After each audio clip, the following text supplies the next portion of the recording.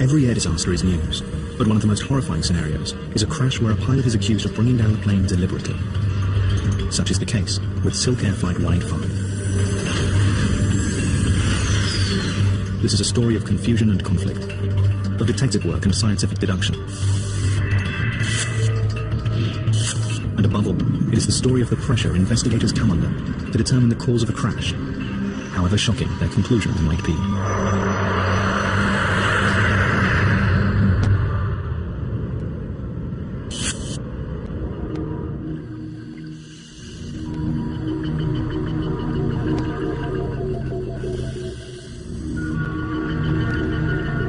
In the early days of 1998, a voice recorder is recovered from the mud of the Musi River in Indonesia. Crash investigators hope it contains a record of one of the most controversial disasters in aviation history.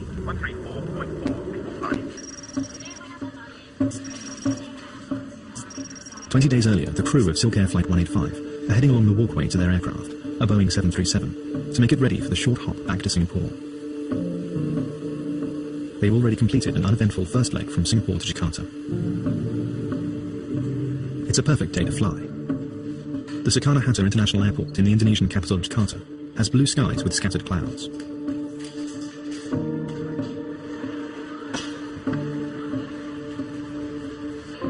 "97 passengers are joining Flight 185 for the 1-hour 40-minute journey to Singapore. They come from 14 different countries, the oldest passenger 77, the youngest 2. They're heading to Singapore during this holiday travel season. The voice recorder reveals that everything is completely routine in the cockpit. 4.7 unit check. 00, 4.7 checked. Takeoff briefing complete, and it's complete to the line.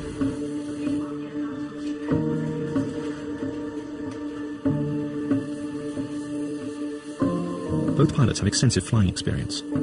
Captain Siu Wei Ming was a top fighter pilot with the Singapore Air Force before moving to SilkAir.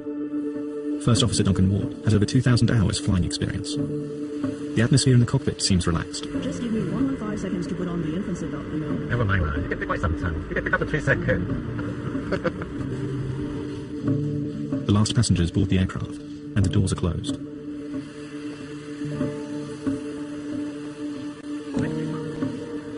Captain Siu and Duncan Ward carry on with normal cockpit conversation as the aircraft makes its way to the main runway. Line up and wait, SilkAir 185. They are also talking to the control tower to obtain clearance for takeoff. Airborne right turn, Papa Lima Bravo. Cleared for takeoff, SilkAir 185. That clearance comes at 3:37, and shortly after that, Flight 185 is airborne. Jakarta Air Traffic Control assigns the 737 a cruise altitude of 35,000 feet. And as the aircraft passes through 19,000 feet, Captain Siu starts the familiar welcome routine. Good afternoon, ladies and gentlemen. This is your captain. My name is Siu Wei Ming. On the flight deck this afternoon with me is First Officer Duncan Ward. The seatbelt sign is now off. Feel free to move around the cabin. However, while seated, for your own safety, hang your seatbelt up.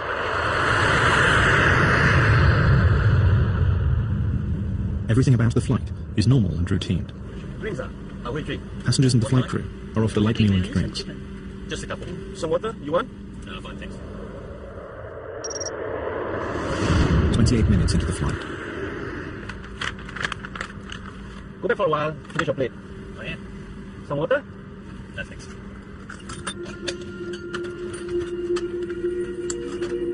This is the last conversation recorded on the cockpit voice recorder of Flight 185. But an exchange between the control tower and Duncan Ward is recorded in Jakarta some 5 minutes after that final conversation between Captain and First Officer. It's not known whether Captain Siu has returned to the flight deck at this stage, but Duncan Ward responds to the call, giving no indication of any problem on board. 185, roger. 134.4 before party. Just over a minute later, Indonesian radar shows the plane beginning a rapid descent.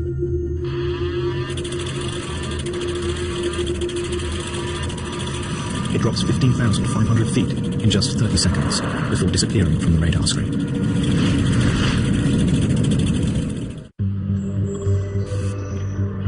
Planes are designed not to crash, and yet they do.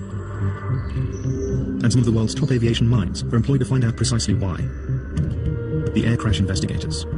As an investigator, you hope that you can bring some positive to light out of a very tragic circumstance. My goal has always been, I want to enhance aviation safety. On December 19th, 1997, SilkAir Flight 185 disappears from the radar screen while on a routine flight from Jakarta to Singapore. There's no emergency call from the crew. I was working, and then the plane came from that side. It made a sound like rah, and then it made a U-turn to that side and crashed into the river with a big boom and a water splash. The village of Sukamaju sits on the bank of the Musi River, near Palembang in Indonesia. This peaceful setting is shattered when Flight 185 smashes into the river just hundreds of yards from this small community. The villagers immediately launch their boats, but find only small pieces of debris and personal items. There is no trace of the 104 people aboard the aircraft. Very soon, investigators and relatives of passengers arrive at the remote crash site. It's clear to all that no one could have survived the devastating crash. It's time for the air crash investigators to begin their painstaking work. In the beginning, I saw nothing. It was completely underwater, and you have to know that after that we found out that the aircraft was completely destroyed. Completely destroyed. Professor Duran heads up the Indonesian Investigating Authority, now known as the National Transportation Safety Committee. He's joined by a team of experts from America's National Transportation Safety Board. The NTSB had a lot of background in 737 investigations, especially in the recent past, because of a multiple of accidents that occurred with the 737 aircraft. It's a formidable team of investigators, facing a formidable challenge. This was a very unique accident. I'd seen high-speed destruction of aircraft that had struck the ground, but there were large pieces of that aircraft left. In this particular instance, because of the speed that the airplane impacted the water, it was total devastation, total destruction of that aircraft. The first impulse is just to cry after I've seen the wreckage. There was no big parts. The biggest parts is about 40 by 40 centimeters. Recovering the wreckage is an impossible task for divers alone. Huge dredgers are brought in to scoop up tons of mud from the riverbed, where thousands of aircraft fragments are embedded.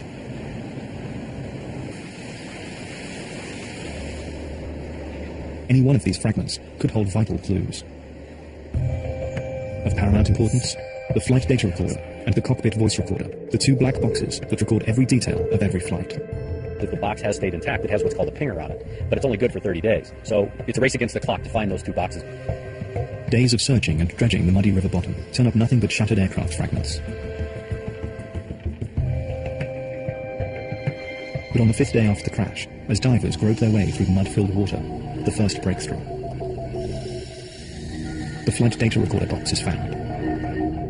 And as if by a miracle, a dredger brings up the cockpit voice recorder 15 days later.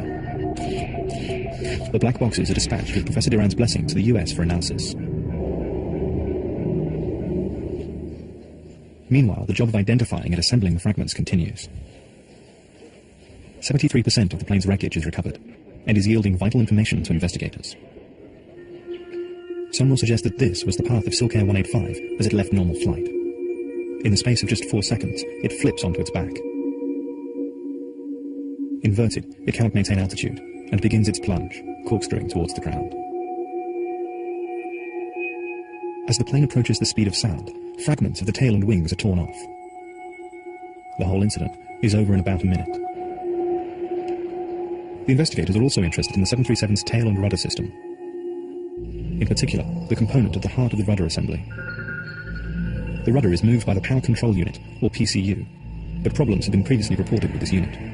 As soon as it's recovered from the river, it's sent to the US for inspection. But other wreckage fragments are yielding some shocking information. Both engines were set to full speed at the time of the impact, and flight controls were set in such a way as to put the nose of the aircraft down. It looks as though the pilots have been powering directly down towards the ground, and not trying to pull the plane from its deadly dive. Meanwhile, news begins filtering back from the States. Firstly, the rudder power control unit and servo valve are returned with a clean bill of health. More intriguing are the findings about the plane's flight recorders. They're not revealing the data they should. The experts have found that the cockpit voice recorder stopped recording about 8 minutes before the crash, and the flight data recorder stopped 6 minutes later. The cockpit voice recorder had a unique signature. That is, it stopped recording, but not necessarily from the normal power outage that you'd expect. It was that the circuit breaker, the power had actually been removed from the box itself. I remember sitting at the NTSB headquarters when it became apparent that the power to the recorder failed. And I was a new boy there, and I asked the question, I said, does this happen very often? One of them said to me, no, he said, this has never happened. This is bizarre. Now we have to consider pilot suicide. The investigators are reluctantly drawn towards the unthinkable. Pilot error is always one of the primary areas of crash investigation, but what is unfolding here is the chilling possibility that Captain Siu deliberately crashed Flight 185.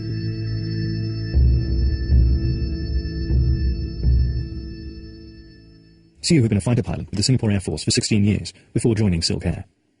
He was considered a top gun in the Air Force, eventually joining the Black Knights, the Air Force's aerobatic display team. Investigators delved into Siu's Air Force history and found he had several brushes with death. Reaching the rank of Major, Siu decided that civil aviation offered him the chance to keep flying and spend more time with his family. Quite a few military pilots are task-oriented, and sometimes they have difficulty moving into civil aviation where safety is much more paramount, but I didn't see any problems like that with Siu. Siu Wei-ming left the Air Force in 1992 for SilkAir, where he was fast-tracked into the captain's seat, and then later promoted to instructor pilot. But he ran into professional problems just months before the crash. SilkAir questioned Siu about an unorthodox landing. Shortly after this incident, he turned off a cockpit voice recorder, but switched it on again before takeoff at the first officer's insistence. Captain Siu was reprimanded by SilkAir and demoted from his instructor's position. The investigators are beginning to put... At least for them. It's a large step to considering that Captain Siu committed suicide, and in doing so, to conclude that he also murdered 103 innocent people. The families of the victims returned to Indonesia for a funeral service. The coffins are symbolic. They are being buried empty, as virtually no body parts could be recovered from the river. The grief of the relatives is a palpable reminder for the investigators. The families need answers. Why happened a new aeroplane become like that? You know, why that plane? What happened to, you know? Betty's daughter was Bonnie Hicks, a well-known model and author in Singapore. She was on her way to a family holiday with her American boyfriend. Although desperate to know why the plane crashed, Betty could not accept the pilot's suicide theory. I don't believe from start. I don't believe. Don't blame him, because nobody for goodness sake. He's got wife, he's got children. You think he do that? It's always hard to try and rationalize why somebody would intentionally do something to harm him or herself and, of course, passengers in the back of the airplane. And while you don't want to believe it, and you want to try and focus your energies on disproving it, it does become reality at a certain point, and then you have to accept it and then work through it. Along with Siu's professional problems, investigators are also beginning to uncover a man in financial difficulties. There are reports that Siu's stock market trading account had been suspended twice just prior to the crash, owing his brokers over $100,000. Rumours also circulate that Siu had taken out a life insurance policy that came into effect the day of the crash. Figures of up to $3 million are reported. All of a sudden, you start to build this picture that this pilot is surrounded in a black cloud. Things are starting to collapse. They're starting to implode. They're piecing together a picture of a man on the brink, capable of anything, overwhelmed by financial pressures brought on by a money-obsessed lifestyle.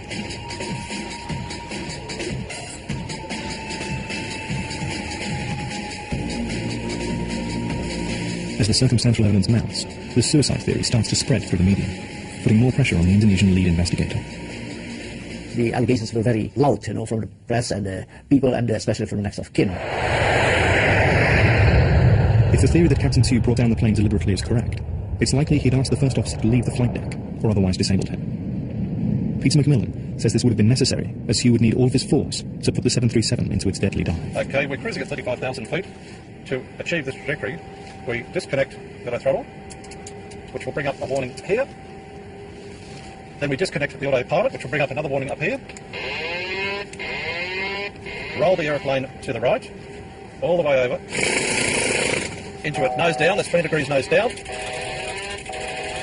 The air thrust is now almost inverted, and full forward stick is steered, and the stabiliser trim is wound full forward. And you can see the pressure that I've got to hold on here. If I let it go close to the propeller, the instantaneous vertical speed is almost off the clutch. You can see the altitude unwinding. Now let's try to freeze just like that. That's a whiplash. But there is no direct evidence for this sequence of events. 3 years after the crash, Indonesia's National Transportation Safety Committee, the NTSC, finally issues its report. It contains nothing concrete for the families. No cause can be found for the crash. I came in front of them, I asked them to come, and I say, forgive me, I cannot find the real truth. I couldn't find. I did my best.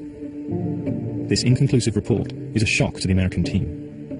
At their final meeting with their Indonesian colleagues, there seemed to be agreement on a single conclusion to the report: pilot suicide. When I read that report, I felt deflated, because we had put so much energy into developing all of this information painstakingly. Look at little parts, pieces of wire that are only this big, thousands and thousands of these little pieces, looking at all of this stuff over a long period of time, months and months and months, only to have this report come back and say, we don't know what caused this accident. As an accident investigator, I can't accept that. As an engineer, I would like to have a one-to-one connection, cause and effect. I didn't see the cause and the effect. I see only an effect. The aircraft went down. I don't know what the cause is, and I cannot prove that the cause of the accident going down, the aircraft going down, was a suicide. It could be also a mechanical failure. We did have a reason for it. We did identify that reason, and it was an intentional act, not a physical problem with the airplane, and it wasn't an unknown. We did have a known. In an unprecedented one-page spat, the NTSB and the NTSC comments and counter-comments are published and incorporated into the final report. Instead of clarifying the crash, this report simply brings further confusion to the families of the victims. And for them, they can't understand. You've done all this, you've spent all this money, you've got all this expertise, and you can't figure out what happened? They can't close. They can't justify in their own mind why their loved one was killed. So many professors come down, already tell you, we don't know what happened. All the experts already say, cannot answer, how do I answer? With the investigation ending after 3 years, doors are closing for the families of the victims. The only theory they have? Pilot suicide. But across the Pacific in Los Angeles, a lawyer experienced in air disaster cases is skeptical.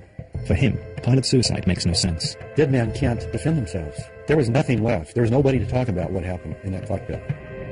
If Captain Sue did not bring down the plane, then it has to have been a mechanical fault, he argues. And so he begins his own investigation. It was the world's first passenger jet, only ultimate in British engineering and luxury. So when two Japanese bombers crashed in quick succession, killing everyone on board. Britain's supremacy in commercial aviation crashed with them. How could it happen? Now National Geographic Channel investigates the tragedy that stunned the nation. Seconds from disaster. Comet air crash. Friday at 9:30, National Geographic Channel.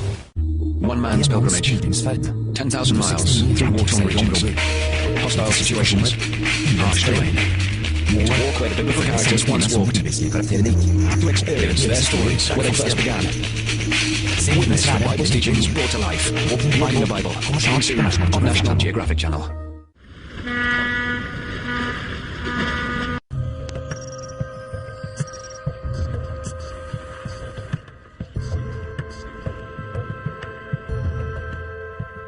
LA lawyer Walter Lack is skeptical that the pilot of doomed SilkAir Flight 185 intentionally crashed the plane, killing all 104 people aboard. There are so many easier and more reliable means of disabling an aircraft. He could have dumped all the fuel and they would have gone down within seconds. He could have done any number of other things. This is really not the way, if you're going to pull it off, to do it. So he's launched his own investigation on behalf of 32 of the victims' families. The 737 is the world's most popular aircraft, with more than 4,800 taken to the skies since it was first introduced in 1967. But it's not been entirely without problems. Lack's suspicions have been aroused by comparisons between this crash and two others. United Airlines 585 in 1991, and US Air 427 in 1994. The history of this aircraft definitely had the power control unit for the rudder system high on the suspect list.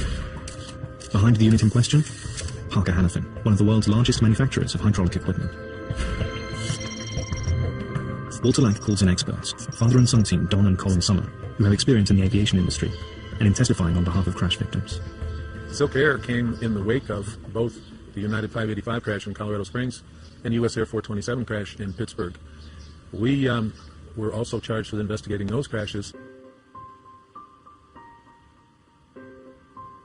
This is the Camarina plot. From the flight path through the radar data, and then to put each one of those animations side by side, and the similarities are remarkable. In the case of UA 585 and US Air 427, the NTSB concluded that the most likely cause of the crashes was a problem with the rudder's power control unit, or PCU.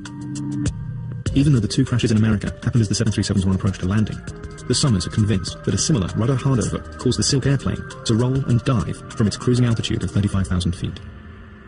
737 pilots had been advised of this problem, and the flight manual indicated how to react in the event of an uncommanded rudder hardover. Both Captain Siu Wei Ming and First Officer Duncan Ward received this extra training. In a simulator, a pilot knows that it's coming. He knows what the routine he's supposed to run through is. When a pilot is in cruise flight, as in SilkAir 185, he is not expecting this type of action. He's not expecting the aircraft to roll over, and now he's in a position where he's hanging by his seatbelt. He's trying to figure out what happened, and the fact is that in the 737 there is no warning. There is no indication as to where the rudder panel is, and there is no light, no sound, no hint to the pilot that something has gone wrong with the rudder. Because of the history of rudder problems in the 737, the maker of the PCU, Parker Hannifin, was put on standby right after the crash to help identify recovered wreckage. Lack and his team claimed that Parker found the PCU, but their tests didn't uncover the whole story. They sent a GO team immediately to go locate this thing, and they found it 20 foot below water, buried in the mud. It took them 3 weeks to recover it. And they gave it kind of a cursory look and said, we don't find anything wrong with this valve. It seems to be functioning perfectly normal. And then they sent it back to the NTSC. They did everything except the proper test to determine whether there were defects in it. The unit was sent back to Indonesia. Now, 5 years later, if Walter Lack is to have his case, he will need to locate this one small component. But there's a hitch. The investigator sent to look for the part finds that all that remains of SilkAir 185 is a mountain of paperwork. The wreckage itself has been destroyed just weeks before. But fate is to take a hand. He learned about a safe in the office of the NTSC. After much persuasion, the investigator is granted access.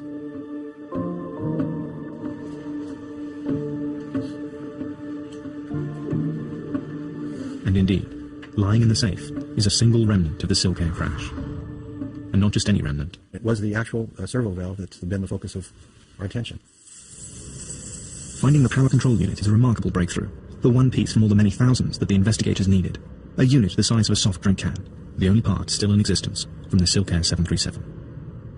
This is a dual concentric servo valve, as manufactured by Parker Hannifin. And inside the valve are two servo slides. The interior slide is known as the primary slide. And that primary slide has tiny little lands on it. And in those lands, hydraulic fluid is ported. The secondary slide, which rests inside the housing, also has lands on it. This valve is part of the 737's hydraulic system. When a pilot steps on a pedal, a hydraulic impulse passes down the length of the plane to the valve, which activates the rudder mechanism, turning it to one side or the other. The movement of each of these slides in either direction is only about the thickness of a small coin. So in order to move the entire rudder surface of a Boeing 737, this little valve only moves 45 thousandths of an inch in either direction. This precision device has built-in redundancy. Each slide is supposed to take over if the other should fail. The problem that was discovered is that if the secondary slide becomes jammed, the rudder will go to a hard over position and the pilots cannot return it to neutral. Lack's prosecution makes the case that the valve on the SilkAir 737 has a history. They find paperwork showing the valve failed a test after it was manufactured.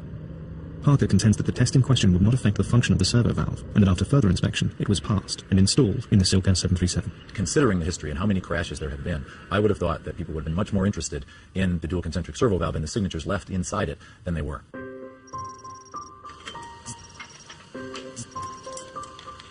Now that the PCU has been retrieved, it's sent to a specialist lab in Florida for more testing. The unit is examined using a scanning electron microscope, a device that enables higher magnification, larger depth of focus, and greater resolution than a conventional light microscope. We spare no expense and we spare no time to absolutely prove a point is either true or not true.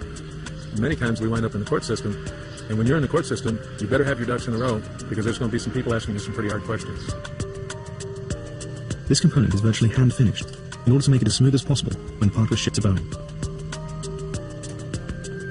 But the prosecution claims these metal burrs or shavings were left over from the manufacturing process. These microscopic flecks seem insignificant. But according to Walter Lack's expert Colin Summer, the fate of an entire 56-ton aircraft may depend on these tiny shavings of metal. But this marked the start of the captive breeding project. Tight tolerances and such a snug fit between all these components is that they are very, very intolerant of any kind of impurity that is running through the system. Any kind of a metal chip, any kind of a burr, any kind of an imperfection during manufacture causes a huge effect on tolerances of these sizes.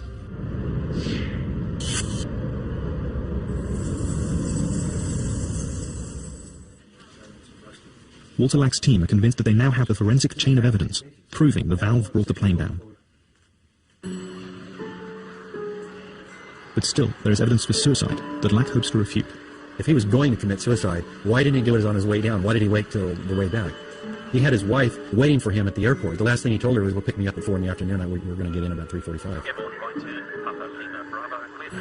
This flight was completely normal in every way. You can tell from the conversation, even with the interaction of the flight crew, the stewardess who came out, they were kidding with each other. There was nothing morose about the behavior, nothing out of the usual. And the police investigation into Sue's financial background revealed he had taken share losses of more than $1.2 million. But at the time of the crash, he was solvent, having sold 2 properties and had a net worth of nearly $350,000. And the multi-million-dollar life insurance policy, allegedly taken out days before the crash, was actually a policy to cover the $570,000 mortgage on his new house, a standard banking requirement. But one of the strongest arguments in favor of the theory that the captain intentionally brought the plane down was the fact that both black boxes on board the plane stopped recording before the crash. The claim was that he had switched them off deliberately to cover his actions. But not everything on board the plane was as it seemed. The 737 was a new plane, just 10 months old. When it was delivered, it came with a state-of-the-art solid-state flight recorder. SilkAir apparently replaced the original flight data recorder with this unit that rode to the crash.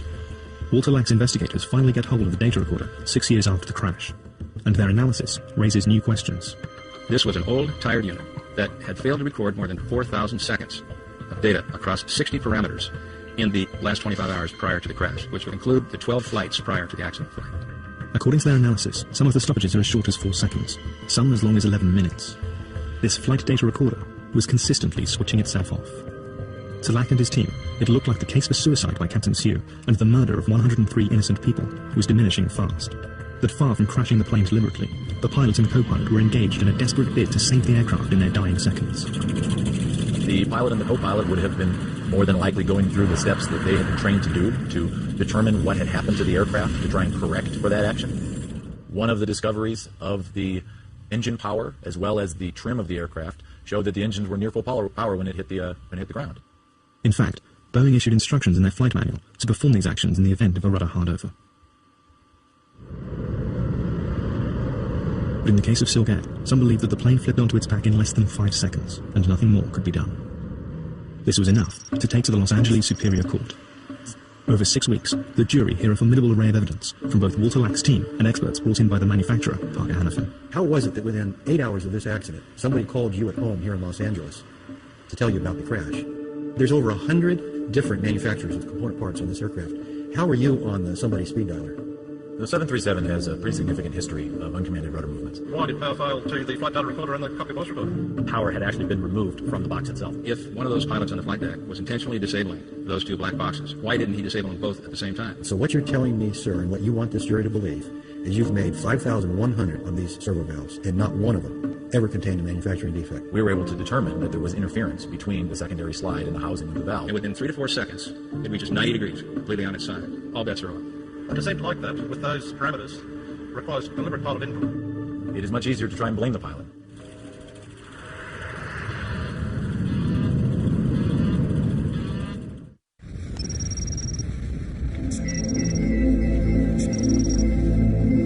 Every year, family members and friends of those who died in the SilkAir crash of 1997 return to the crash site near Palembang in Indonesia. The families have formed a bond with the people of Sukamaju, who were witnesses to the tragedy.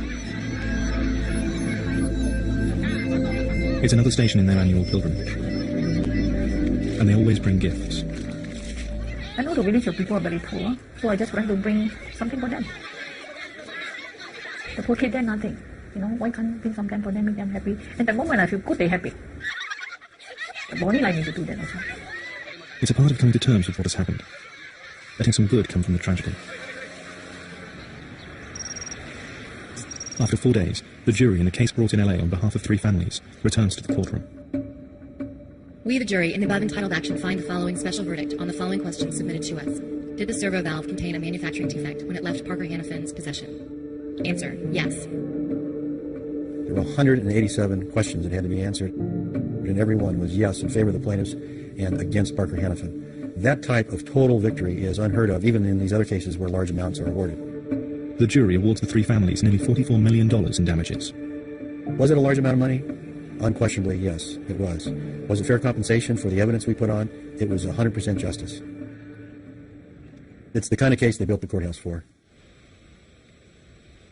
After threatening to appeal, Parker Hannifin makes a call. Although the company denies any liability for the crash, it agrees to settle with all 91 families involved. This will cost them an undisclosed amount. Nevertheless, some experts remain convinced that Captain Sue deliberately crashed the plane in a spectacular suicide. The evidence, the facts, conditions, and circumstances support that that airplane was physically capable of being flown by the pilot. I firmly believe that it was an intentional act and not a physical problem with the airplane. The fact is that we will never know exactly what happened in the cockpit in the last minutes of SilkAir Flight 185.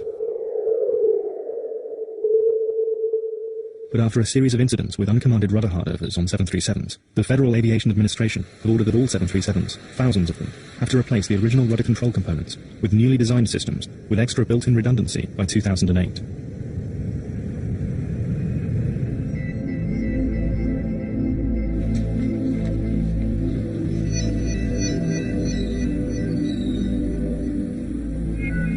The day after the families have been to the village, they go to the memorial that has been erected to the dead of SilkAir Flight 185. It's a time for contemplation and for communing with their loved ones.